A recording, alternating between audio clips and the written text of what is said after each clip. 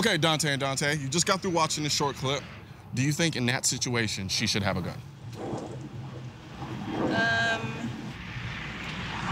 That's a loaded question. Yeah. Why?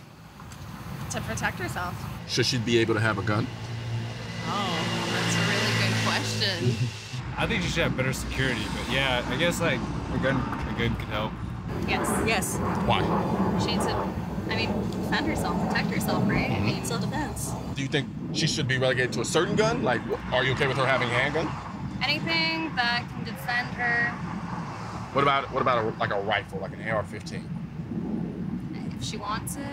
I think a rifle might be a little too extreme, right? I don't know that that's necessary. Yeah. It's like, all right, let's change it. Let's say 4 guys kicked in her door. Yeah. All right, shotgun? Oh, right.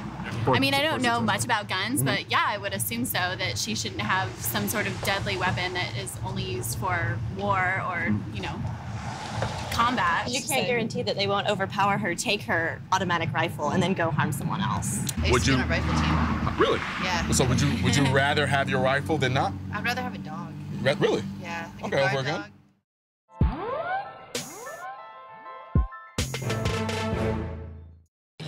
Take a guess at how many of these people have ever stared death in the face. Yeah, I'm thinking the same thing. If you go and buy a gun for self-protection, it's because you've either taken the time to imagine yourself in some very uncomfortable situations, or you were lucky enough to survive one. Guns make you confront your own mortality, something no one in my generation wants to do. They'd rather live in their own make-believe imaginary world where bad things only happen to other people than take the necessary precautions to be ready to confront danger whenever it decides to appear. Which is fine with me, really. We're free to be naive, but when people start to impose their own naive worldview onto me, that's when we have a problem. If you talk to any cop, they will tell you that one of the best forms of defense, especially around your home, or if you're out walking, is to have a dog. Not true. At least a dog that barks. What about a dog who knows the person that's now trying to hurt you? Wow, okay, all right. So you might have problems there. Like, for the ages, I grew up really thinking if something goes wrong, as long as I have my phone, I'm good. So what happens after you hit 911 and the guy's standing in front of you? The problem is, I don't believe if I have a gun, you say I'm gonna go out and practice to learn, okay, go to class.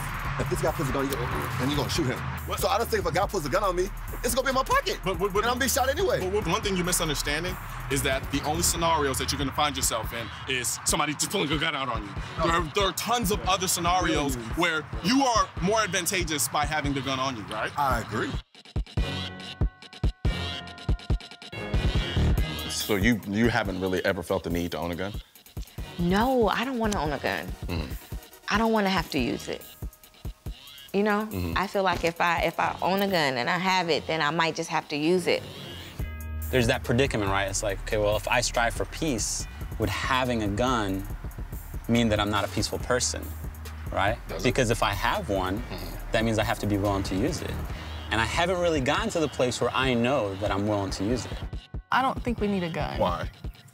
I don't know. I don't feel like... You never found yourself in a situation where you felt threatened? Have I ever found myself in a situation where I felt like I needed to shoot someone? No. You think that's incapable of happening? Absolutely not. This becomes more broader of an issue because what I've encountered quite a bit is people don't want to take the responsibility of protecting their lives. There's an old saying you may have heard once or twice. Live every day like it's your last. But what if it didn't have to be your last? What if you had the means to turn what could have been your last day into the day that you took your life back? So we have 2 fears. We have someone attacking you, being in a situation where you may need a gun to protect yourself, and then we have a gun that inherently right now you're afraid of because you don't know very much about them. But you can take the time to actually learn more, become proficient with the gun in order to use it to possibly defend yourself, you know? Absolutely. So which of the 2 fears would you pick? If I'm sleeping in bed at night and it's 2 o'clock in the morning and somebody kicks on my door, are they there to bake you cookies? I'm not that naive. I understand that in the real world, violence happens, crimes happen, right? Okay, so if somebody was coming at you with a gun and trying to kill you, would you prefer not to have a gun in the situation even if you don't know how to use it? No, I would rather have one. The one reason why most people think guns are scary is the very thing I believe which makes it the most adequate means to protect yourself. They're easy to use. You pick up a gun, you pull the trigger, and you shoot. Anybody can do that, from a 90-year-old woman to a 25-year-old male. And that equalizes everyone. Now, sure, a gun isn't perfect. It isn't guaranteed gonna save your life, but it adds a degree of levelness to the playing field. I'm just hoping it doesn't make you feel like you have to walk in the bubble, because now I have this gun and I've been in this gun culture in this world, and they talk to me about these things, and I feel like I have to protect myself at times. And that's the thing, though. This didn't come about as a result of me being in the gun world and then making me think these things. We've all encountered situations where we've been kind of scared about what the next situation may bring, but my gun is not a guarantee. Don't confuse the idea that me carrying a gun thinks that no matter what happens, I'm gonna be able to take care of it. The thing about it is I'd rather have it and never have to need it than to need it in a situation where it would help me and not have it. LAPD response time is X amount. Let's give them the benefit of the doubt. 30 minutes. If something comes through that door or that window breaks in the middle of the night, are you gonna rest all of your faith on that LAPD response time? I might be a small statistic, but I'm still a statistic, and I don't want to die. We want to create more laws for the minority, the very small minority of people who do bad things with guns. And then they say it's for the greater good. It's to make us all safe. Well, let me tell you something. I'm not safe when someone's standing in my house wanting to kill me. At that moment, I don't care about the 90%, because right now I'm that 1% that's about to die.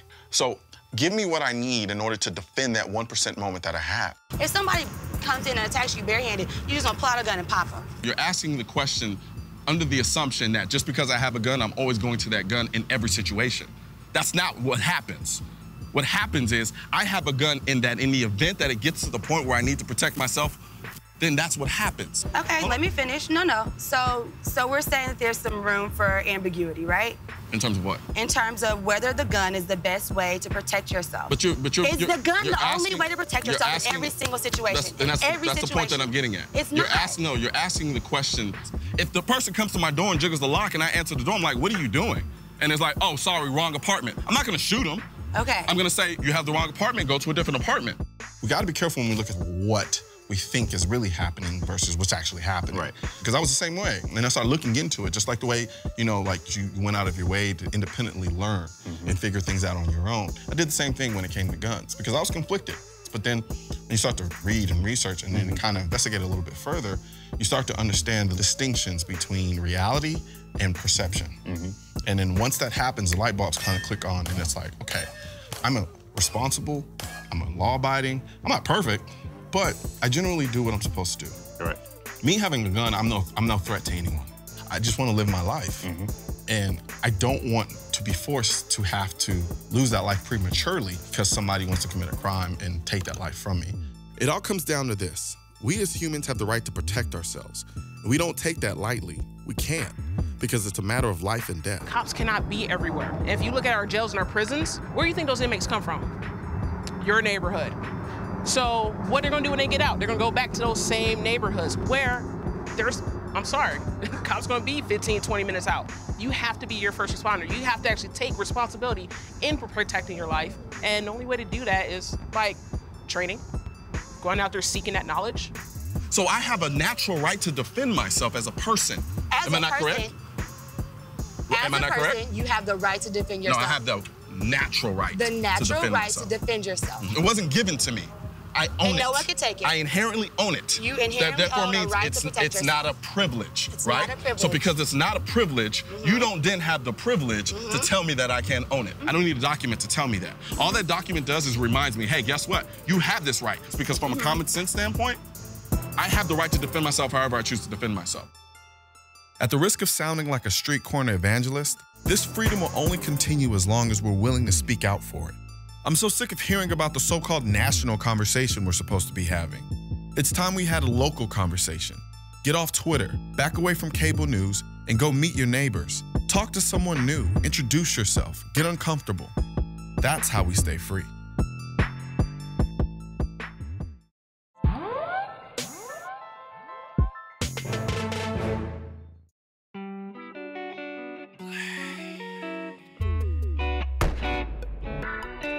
There's a reason guns are the self-defense tool of choice for most Americans. They're incredibly effective, extremely easy to use, and readily accessible to people who don't have the money, ability, or the time to become the next crouching tiger, hidden dragon. You don't have to be a sharpshooter to defend yourself with a gun. Whether you're a 25-year-old Olympic athlete or 65-year-old retiree, a gun puts you in the best position to defend yourself against a majority of attacks. However, that's not to say that carrying a gun doesn't come with a great responsibility.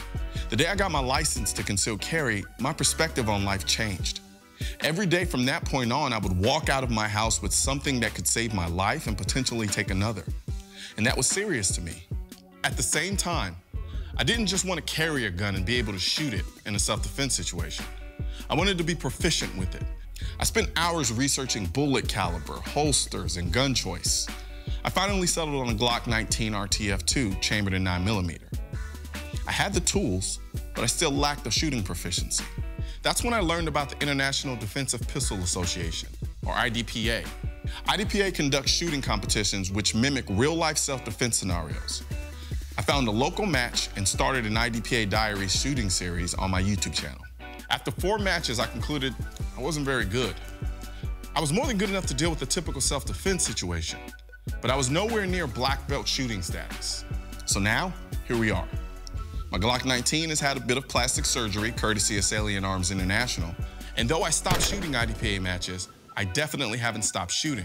At this point, I can't help but wonder how much improving have I done between the first IDPA match and now.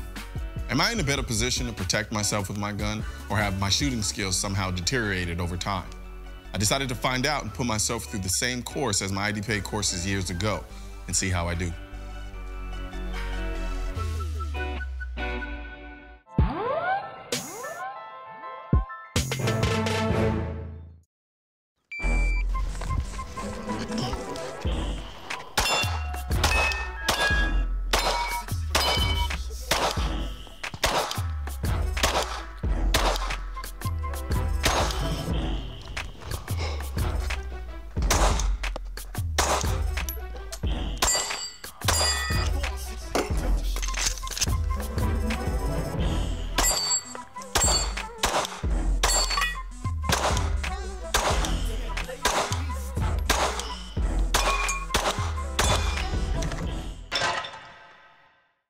First couple of IDPA courses that I ran about 2 or 3 years ago, one of the biggest problems I had was shooting steel. There was something about the steel targets and expecting to hear the bing sound that kind of messed with me mentally.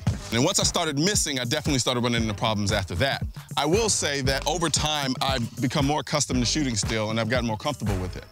Now, do I feel like I'm in a better position to protect myself with a gun at this point? I think so.